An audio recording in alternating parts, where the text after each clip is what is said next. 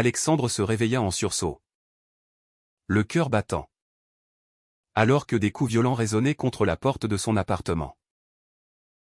Avant qu'il n'ait le temps de réagir, la serrure céda et un policier en uniforme fit irruption, le plaquant au sol avec une brutalité inattendue. Ce qui suivit fut un choc encore plus grand, l'agresseur n'était autre que Julien. L'homme avec qui il avait partagé une nuit passionnée la veille. Ignorant que ce jeune flic homophobe était sur le point de détruire sa vie en le dénonçant publiquement pour son orientation sexuelle. Alexandre, étudiant en droit à la Sorbonne, avait toujours navigué entre deux mondes. À 24 ans, il excellait dans ses études. Porté par une ambition farouche de devenir avocat pour défendre les droits des minorités. Mais en privé, il luttait contre les secrets qui le rongeaient, son homosexualité, qu'il cachait à sa famille conservatrice, et les rencontres furtives qu'il osait dans les bars gays de Paris. Cette nuit-là, au Marais, il avait croisé Julien, un blond aux yeux bleus perçants, qu'il avait séduit par son charisme discret. Ils avaient parlé pendant des heures. De la vie, de la solitude, avant de rentrer ensemble. Alexandre n'avait pas soupçonné que Julien, derrière son sourire, portait l'uniforme de la police nationale, ni que ce dernier luttait contre ses propres démons. Le lendemain matin, tout bascula. Julien, paniqué par ce qu'il avait fait, avait appelé des collègues pour une descente fictive, prétextant une plainte anonyme pour trouble à l'ordre public. Alexandre, menotté et traîné dehors sous les regards des voisins, sentit la honte l'envahir. « Sale pédé !» murmura Julien en le poussant dans la voiture de police. Ces mots comme des lames. Mais Alexandre ne dit rien. Pas encore. Il savait que Julien ignorait son identité réelle, il était le fils du commissaire divisionnaire Moreau, l'un des plus hauts gradés de la police parisienne. Cette révélation, il la gardait comme une arme, attendant le moment propice pour contre-attaquer. Au commissariat, l'interrogatoire fut une torture psychologique. Julien, assis en face de lui, feignait l'indifférence. Mais ses mains tremblaient légèrement. « Tu pensais que je ne savais pas? Que je ne voyais pas tes regards dans les bars? La société n'a pas besoin de gens comme toi. » lança-t-il, recyclant les discours homophobes qu'il avait entendus toute sa vie. Alexandre, les yeux fixés sur lui, répondit calmement, « Et toi? Julien? Hier soir? C'était quoi? Une expérience? Ou la vérité que tu refuses d'admettre? » Julien blêmit, mais persista, signant le rapport qui accusait Alexandre d'avoir importuné un agent en civil. C'était une fabrication grossière. Mais dans une France où les préjugés persistent malgré les lois progressistes, cela pouvait suffire à ruiner une réputation. De retour chez lui après avoir été relâché sous caution grâce à un appel discret à son père, Alexandre rumina sa vengeance. Il n'avait pas prévu de tomber amoureux, ou du moins d'éprouver cette attirance intense pour Julien. Mais maintenant, c'était la guerre. Il contacta un ami journaliste, lui glissant des détails sur l'abus de pouvoir. L'article parut le lendemain dans un quotidien en ligne, « Un policier harcèle un jeune gay, conflit d'intérêts au sein de la force publique ?» sans nommer Julien directement. L'allusion était claire. Alexandre savoura la panique qui s'empara de Julien quand ce dernier l'appela. La voix brisée, « Qu'est-ce que tu as fait? Tu vas détruire ma carrière. » Mais Alexandre n'était pas innocent non plus. En fouillant dans les dossiers de son père un accès illicite qu'il justifiait par sa rage, il découvrit que Julien avait un passé trouble, élevé dans une famille ultra-catholique de province. Il avait rejoint la police pour se racheter après une adolescence marquée par des rumeurs d'homosexualité refoulées. Cette découverte attisa le conflit intérieur d'Alexandre, devait-il détruire cet homme qui, finalement, était une victime de la société comme lui? Ou laisser la justice suivre son cours? Les appels anonymes commencèrent alors. Des menaces voilées qui poussaient Julien au bord du gouffre. Julien, de son côté, affrontait ses propres tourments. À 26 ans, il avait gravi les échelons rapidement, porté par une discipline de fer. Mais cette nuit avec Alexandre avait réveillé des désirs qu'il croyait enterrés. Sa fiancée, Marie, une infirmière qu'il fréquentait depuis 2 ans pour faire comme tout le monde, sentait son éloignement. « Qu'est-ce qui t'arrive, Julien? Tu es distant, » lui dit-elle un soir, alors qu'ils dînaient dans leur petit appartement de banlieue. Il mentit, prétextant le stress du travail. Mais intérieurement, il bouillonnait. L'article l'avait mis sous surveillance interne, son supérieur, ignorant le lien avec le fils du commissaire, l'avait convoqué pour une enquête disciplinaire. Dans un moment de désespoir, Julien se rendit chez Alexandre. Tard dans la nuit. « Pourquoi moi? Il y en a des centaines comme toi dans ces bars, » murmura-t-il en franchissant le seuil. Alexandre, surpris, le laissa entrer. Leur conversation tourna vite à la confrontation, « parce que tu m'as choisi, Julien. Et maintenant, tu paies le prix de ta lâcheté. » Les mots étaient durs. Mais derrière eux se cachait une attirance résiduelle. Julien avoua enfin, « J'ai peur. Ma famille me renierait. Mes collègues me harcèleraient. La police n'est pas prête pour ça. » Alexandre, touché malgré lui, posa une main sur son épaule. C'était le début d'une alliance fragile. Mais le piège était tendu, Alexandre enregistrait secrètement la conversation, prêt à l'utiliser si nécessaire. Le lendemain, la pression familiale s'abattit sur Alexandre. Son père, le commissaire Moreau, l'appela. « Qu'est-ce que c'est que cette histoire avec un policier? Si tu es impliqué dans des affaires louches, je ne pourrai pas te couvrir éternellement. » Alexandre nia. Mais le doute s'insinua. Sa mère, une professeure d'histoire à la retraite, plus ouverte d'esprit, le pressa de questions lors d'un déjeuner dominical. « Alex, es-tu heureux avec quelqu'un? » Il éluda. Mais le mensonge pesait. La société française, malgré ses avancées, gardait des poches de conservatisme, surtout dans les institutions comme la police. Julien, quant à lui, fit un choix risqué, il confronta son supérieur, admettant une erreur de jugement sans révéler la vérité. Cela lui valut une suspension temporaire, mais sauva sa peau pour l'instant. En rentrant, il trouva Marie en pleurs. Un test de grossesse positif à la main. « Je suis enceinte, Julien. Et toi? Tu me caches quelque chose. » Le monde s'effondra autour de lui. Devait-il assumer une vie hétéronormative pour protéger cet enfant à venir? Ou affronter sa vérité au risque de tout perdre? La tension montait. Et Alexandre, de son côté, préparait sa prochaine étape, une plainte officielle qui pourrait exposer Julien publiquement. La suspension de Julien dura 2 semaines. Un temps suffisant pour que les rumeurs se propagent dans les couloirs du commissariat. Ses collègues, autrefois complices, le regardaient désormais avec suspicion. « T'as déconné avec un mec du Marais? T'es pas net. Toi ?»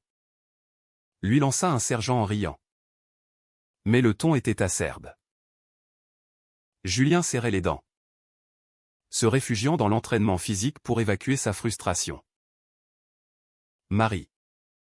Enceinte de 3 mois. Insister pour qu'ils avancent, on se marie. On élève cet enfant normalement. Oublie tes erreurs. Mais Julien ne pouvait oublier Alexandre, dont le visage hantait ses nuits. Alexandre, de son côté, poursuivait ses études avec une détermination accrue. Mais le doute le rongeait.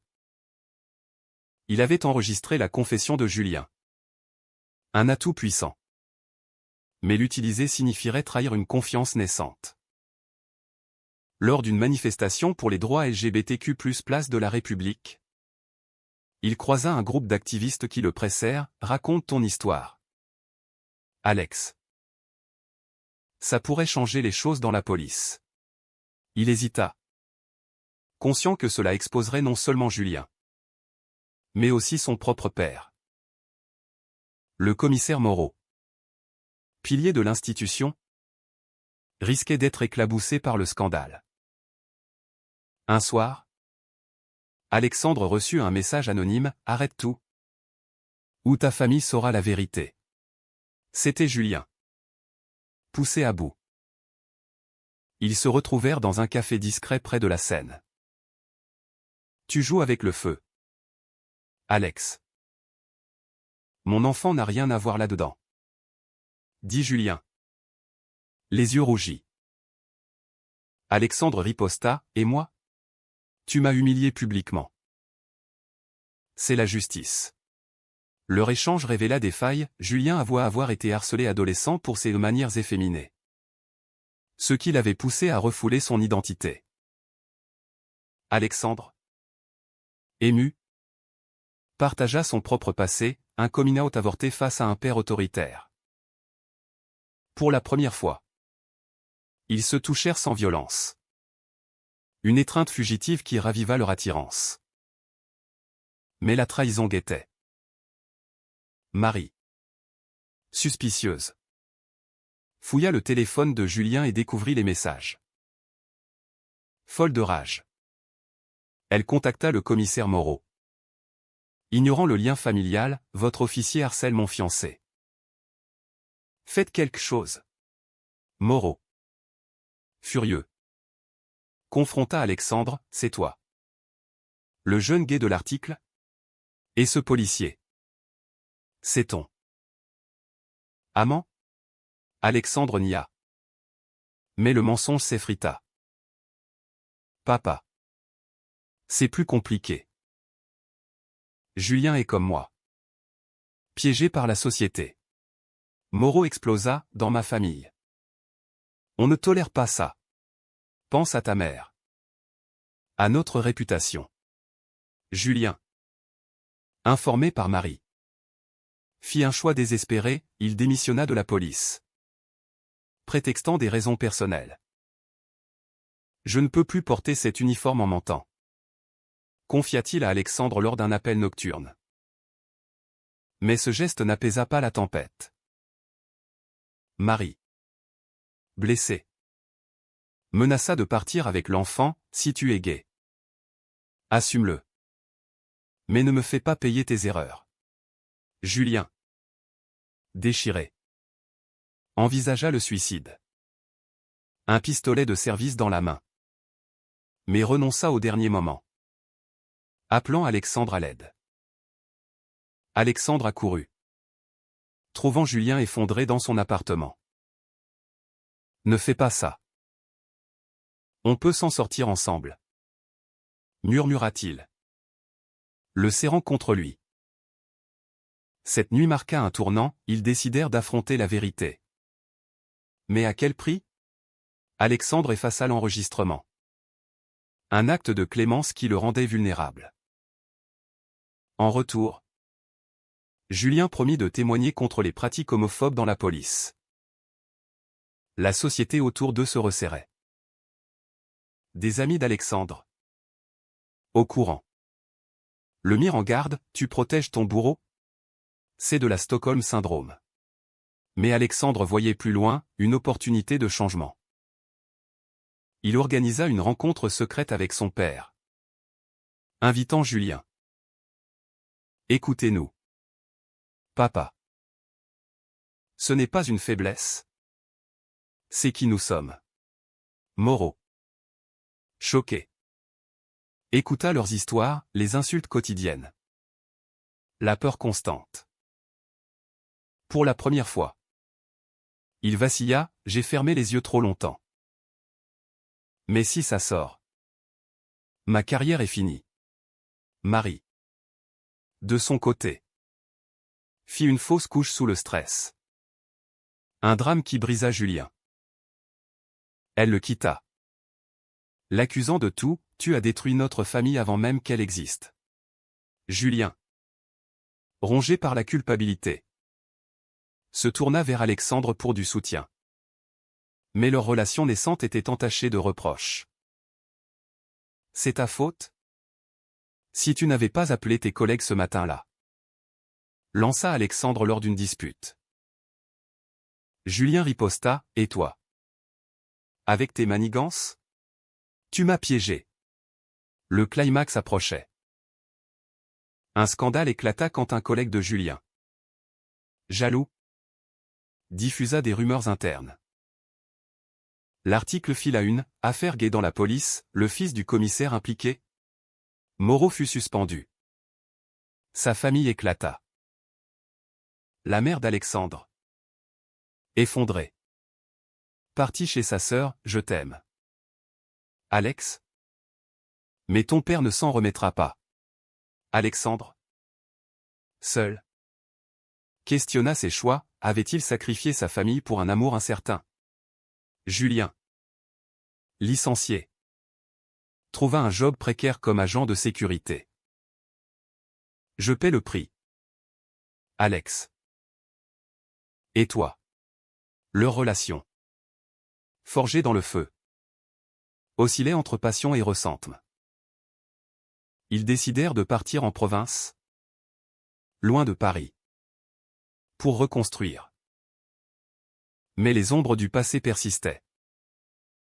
Le déménagement à Lyon marqua un nouveau chapitre. Mais les cicatrices restaient vives. Alexandre abandonna ses études à la Sorbonne pour un master en ligne, craignant les regards accusateurs. Julien, employé dans une entreprise de sécurité privée, luttait contre la dépression. Chaque jour, je me demande si j'ai fait le bon choix, confia-t-il un soir, assis sur le balcon de leur petit appartement. Alexandre, serrant sa main, répondit, on l'a fait ensemble. C'est ça qui compte.